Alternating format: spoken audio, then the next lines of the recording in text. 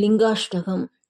ब्रह्ममुरारिसुरार्चितलिङ्गं निर्मलभासितशोभितलिङ्गं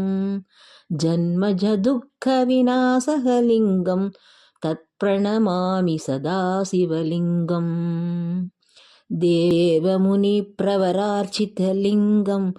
कामदहं करुणाकरलिङ्गं रावणदर्भविनाशकलिङ्गं